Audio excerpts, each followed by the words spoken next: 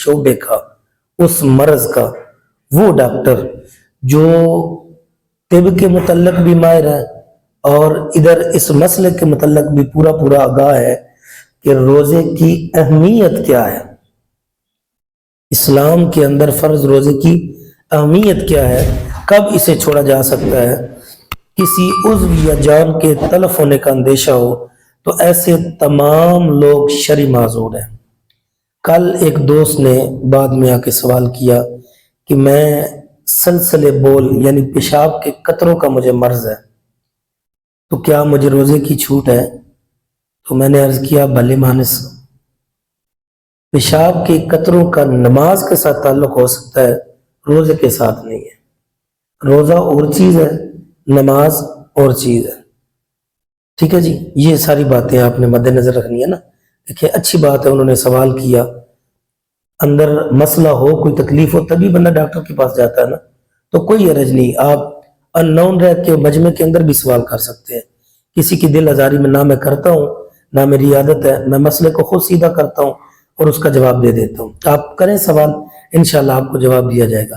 اب تجسس تھا، سوال تھا تو انہوں نے کر دیا، لیکن یاد رکھیں روزہ شرعی طور پر صبح سحری کا وقت ختم ہونے سے لے کر شام مغرب تک بھوکھا پیاسا اللہ کی رضا کے لیے رہنا، اور پھر روحانی اعتبار سے جو چیزیں بیان کی گئی ہیں کہ جھوٹ، غیبت، چغلخوری، بغض، حسد، اناد وغیرہ وغیرہ، لاو لابس، ان چیزوں سے بچنا اللہ کی رضا کے لیے، اس چیز کا نام روزہ ہوتا ہے۔ بہرحال تو میں عرض کر رہا تھا، تو جو شرعی معذور بن جاتا ہے پھر اس کے لیے حکم ہے کہ وہ اگر روزہ نہیں رکھ سکتا تو وہ فدیہ دے گا۔ بات سمجھ میں آ گئی؟ فدیہ کون بندہ دے گا؟ جو شرعی معذور بن جاتا ہے۔ اور شرعی معذور کون بندہ ہوتا ہے؟ جس سے دیندار، ایماندار، اس شعبے کا، اس مرض کا ماہر ڈاکٹر جو دونوں چیزوں کی اہمیت کو مد نظر رکھ کر یہ کہہ دے کہ اگر تم روزہ رکھو گے تو تیرا مرض جو ہے وہ بے قابو ہو جائے گا، بڑھ جائے گا، کوئی اذى تلف ہو جائے گا وغیرہ وغیرہ، تو پھر بندہ کیا کرے گا؟ روزہ نہ رکھ کر وہ اس کا کیا کرے گا؟ فدیہ دے گا۔ لیکن اگر فدیہ ادا کر دیا ہے، بعد میں اللہ کے فضل، اس کے کرم سے صحت مل گئی، تو اب وہ روزے کی قضا بھی کرے گا، اب وہ روزے کی قضا بھی کرے گا۔ اللہ اپنے فضل سے جو اس نے فدیہ دیا ہے اس کا بھی اسے اجر عطا فرمائے گا۔ اب چلتے ہیں کہ فدیہ کتنا ہے اور کس کو دیا جا سکتا ہے۔ یہ بھی کل سوال ہوا تھا کہ فدیہ کس کو دیا جائے۔ قرآن مجید میں اللہ تعالیٰ نے ایک روزے کا فدیہ ایک مسکین کو 2 وقت کا کھانا کھلانا ہے۔ کیا کہا؟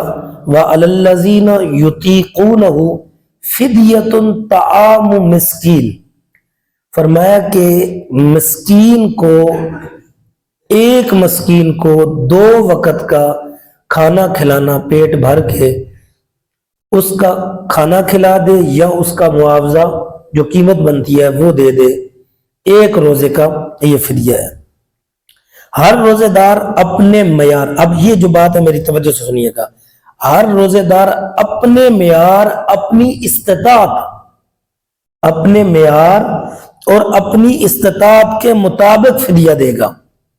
یہ نہیں ہے کہ وہ کروڑ پتی ہے اور وہ گندم کے مطابق فدیہ دے رہے ہیں، اور بھی اس کے لوازمات ہیں، ان کے مطابق بھی فدیہ دیا جائے گا۔ میں وضاحت کرتا ہوں، ٹھیک ہے جی۔ اپنے معیار اور اپنی استطاعت کے مطابق فدیہ ادا کرے۔ اللہ تعالیٰ کا فرمان جو میں نے ابھی آیہ مقدسہ پڑھی، جو شخص خوش دلی کے ساتھ فدیے کی مقرر مقدار سے زیادہ ادا کرے گا تو یہ اس کے لیے بہتر ہوگا۔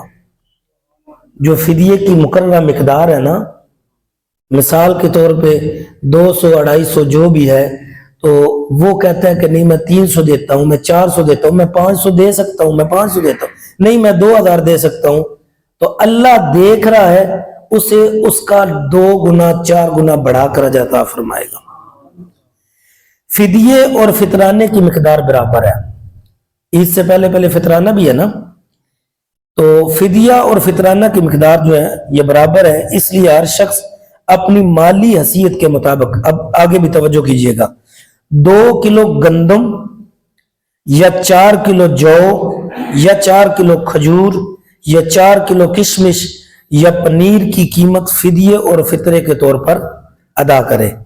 ہمارے ہاں جو 2 کلو گندم یا اس کے مساوی قیمت بتائی جاتی ہے، یہ فطرے اور فدیے کی کم از کم مقدار ہے، ٹھیک ہے جی۔ فدیہ الگ چیز ہے، فطرانہ الگ چیز ہے۔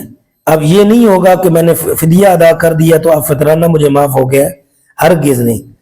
فدیہ اگر کوئی ادا کرتا ہے، ظاہر ہے اس پر جب واجب ہوگا وہی ادا کرے گا، تو وہ فطرانہ بھی دے گا، وہ فطرانہ بھی، البتہ اگر وہ خود مسکین ہے تو وہ ایک الگ بات ہے، مسکین پر فطرانہ نہیں ہے، جو لینے والا ہے وہ دے گا کیا، ٹھیک ہے جی۔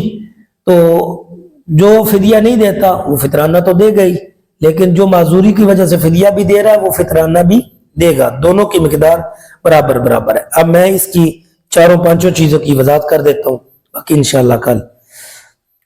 ہمارے ہاں عموماً جو پاکستان کا اوس درجے کا جو ریٹ ہے گندم کا، اس کے مطابق اس کی قیمت 300 بنتی ہے، لیکن اپنی منڈی کا اعتبار ہوتا ہے تو اس اعتبار سے جو ہمارے یہاں ملک والا منڈی باودین میں چل رہا ہے، احتیاط کے پیش نظر 250 رکھا ہے، 250 روپے، تقریباً 230 راؤنڈ اباؤٹ یہی بنتا ہے، تو کم یا زیادہ یہ چلتا رہتا ہے، تو احتیاط کے پیش نظر 250 روپے گندم کے حساب سے رکھا ہے۔ کس کے حساب سے؟ میرے خیال سے جہاں جو میری مجلس میں لوگ بیٹھے ہیں، ان میں سے 5 یا 10 لوگ ایسے ہوں گے جو گندم کے اعتبار سے طاقت رکھتے ہیں، باقی اس سے زیادہ کی رکھتے ہیں۔ الحمدللہ، اس پہ اللہ کا شکر ادا کریں، اللہ نے طاقت دی ہے، مال دیا ہے تو شکر ادا کرنا چاہیے۔ الحمدللہ میں رب کی راہ میں دینے کا زیادہ سے زیادہ حق رکھتا ہوں اور دے سکتا ہوں، طاقت ہے میرے پاس، ٹھیک ہے جی۔ یہ جو گندم کی مقدار ہے وہ کتنی بنی؟ 250 روپے کم از کم قیمت، ٹھیک ہے، فدیہ یا فطرانہ۔ اب اللہ کی توفیق سے کوئی اگر زیادہ کی طاقت رکھتا ہے تو وہ جو کے اعتبار سے دے، تو جو کی قیمت جو متوسط ہے ہماری عمومی منڈی کی، وہ 1100 روپے 4 کلو کی بنتی ہے، ٹھیک ہے جی، عمومی منڈی کی، کم سے کم قیمت نہیں ہے، چونکہ دیتے وقت زیادہ سے زیادہ دیکھنا چاہیے۔ اب جو کے اعتبار سے دے سکتا ہے وہ 800 کیا 1100 بھی دے سکتا ہے۔ اس کے بعد آگے چلیں جی، کھجور، اس سے اوپر جو اوپلا درجہ ہے، جو ادنا درجے کی کھجور ہے، 4 کلو کی قیمت 600 بھی چل رہی ہے، 800 بھی چل رہی ہے، یوں 400 کی قیمت ہماری جو بنتی ہے وہ 2600 روپے بنتی ہے کھجور کی۔ ایک بندے کا فطرانہ یا ایک روزے کا فدیہ 2600 روپے ادنا کھجور کی قیمت، اور اعلیٰ اور عمدہ کھجور جو ہے وہ اجوا کھجور ہے، اس کی بنتی ہے 19,200 روپے، ٹھیک ہے جی۔ اس کے درمیان آتا ہے پنیر۔ پنیر کی قیمت چونکہ میں نے چند دن پہلے خریدا ہے تو اس بات سے میں جانتا ہوں 1200 روپے فی کلو کے حساب سے یہ 4800 روپے بنتا ہے، ٹھیک ہے جی۔ اور آخر میں آتا ہے سب سے اوپر، وہ ہے کشمش، میوہ، اس کی قیمت مختلف ہے، 4800 روپے جو میں نے حساب لگایا ہے وہ بھی ہے، 6000 بھی ہے، 8000 بھی ہے۔ جتنی اچھی قیمت کی ہو، جتنی اچھی ہوگی اتنی قیمت بھی اس کی اعلیٰ ہوگی۔ تو یہ 5-6 درجے بنتے ہیں فدیہ یا فطرانہ دینے کے۔ اب ایک بندہ وہ طاقت رکھتا ہے 8000 کی، دے سکتا ہے، بچے کو وہ روز کا خرچہ 500 روپیہ کالج والے لیتے ہیں، ایسے ہی ہے۔ او بھائی بولو جنہ دے ہیں تھے، وہ 300 تو کم از کم ہے نا، ہائی سکول والا مڈل پاس یہ بچہ لے کے جاتا ہے، 300 تو گھٹ گل کوئی نہیں ہے۔ تو 300 یا 500 ڈیلی کا جو اپنے بچے کو خرچہ دے سکتا ہے، الحمدللہ میں یہ سمجھتا ہوں کہ وہ 8000 آسانی سے فدیہ یا فطرانہ بھی ادا کر سکتا ہے۔ اس نے میرے لیے یا زید عمر بکر کے لیے نہیں دینا، اس نے کس کے لیے دینا ہے؟ اللہ کی رضا کے لیے۔ اگر وہ 20,000 دے رہا ہے نا تو 15 یا 19,000 اس کے نام پہ بندہ دے دے تو پھر بھی 1000 روپے بندے کو تو بچ ہی رہا ہے نا، دے جو رہا ہے۔ جب دے وہ رہا ہے تو اس کے نام پہ زیادہ سے زیادہ دو، وہ اس سے زیادہ پھر تمہیں عطا کرے گا۔ اللہ رب العزت کی برگاہ میں دعا ہے کہ خالق الہم یزل ہمیں سمجھنے کی اور عمل کرنے کی توفیق عطا فرمائے۔